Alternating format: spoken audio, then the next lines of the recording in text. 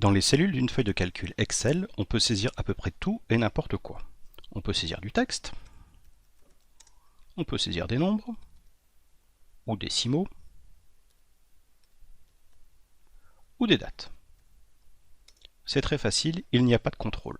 Alors que dans une base de données, comme ici par exemple, chaque champ doit être défini par un type spécifique, donc texte, date. Donc ici, si je mets 000, il n'y a pas de problème, mais ici, on s'attend à avoir une date. Si je mets AAAA, Access m'indique que ce n'est pas bon. C'est pour cela que beaucoup de personnes en fait travaillent avec Excel, pensant que c'est plus facile, mais en fait il faut faire attention à certains problèmes.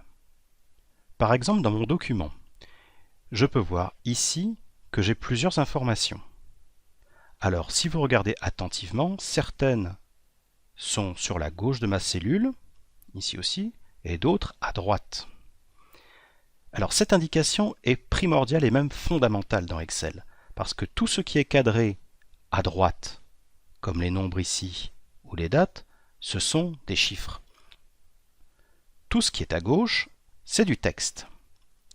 Donc, comme vous pouvez le voir dans mon document, il y a certaines cellules qui contiennent, comme ici par exemple, un chiffre, mais en fait qui sont cadrées à gauche.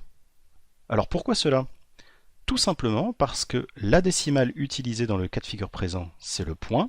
Or, mon ordinateur est configuré en français, et donc il fallait que je mette une virgule. Et ça, c'est primordial parce que si vous avez une valeur qui ressemble à un chiffre et qui est cadrée à gauche, vous ne pourrez jamais faire d'opération. Je vous montre.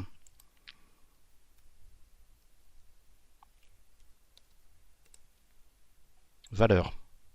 Parce que ici, j'ai du texte.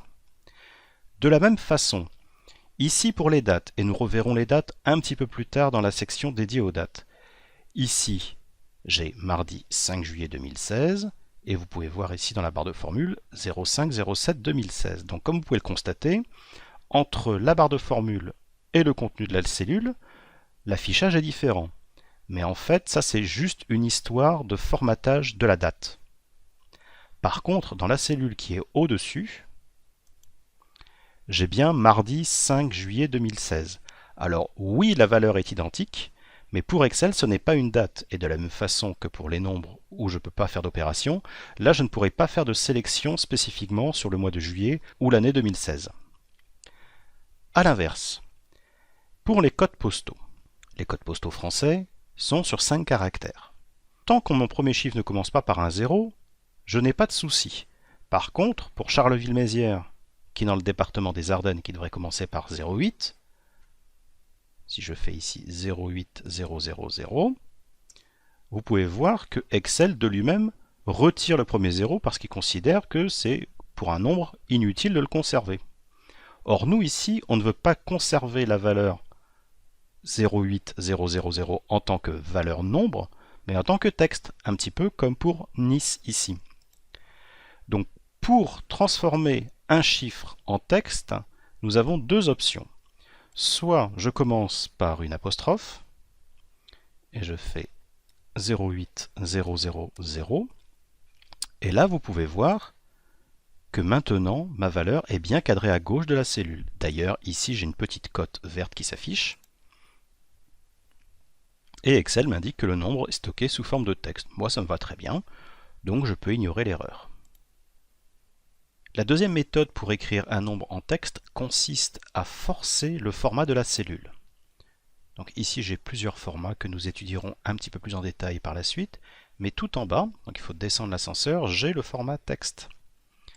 Donc ce qui signifie que tout ce qui va être saisi maintenant le sera compris comme étant du texte. Donc 0800, sans écrire l'apostrophe pour commencer, et quand je valide avec entrée, j'ai bien du texte. Donc vous pouvez choisir l'une ou l'autre méthode, c'est exactement pareil. Donc voilà, quand vous saisissez des informations dans Excel, il est très important pour vous de vérifier si la valeur est cadrée à gauche ou à droite de la cellule, parce que cela peut avoir des impacts par la suite. Donc nous verrons dans les vidéos suivantes comment analyser ou intégrer du texte, des nombres et les transformer en fonction des formats sans que cela ne dérange votre travail.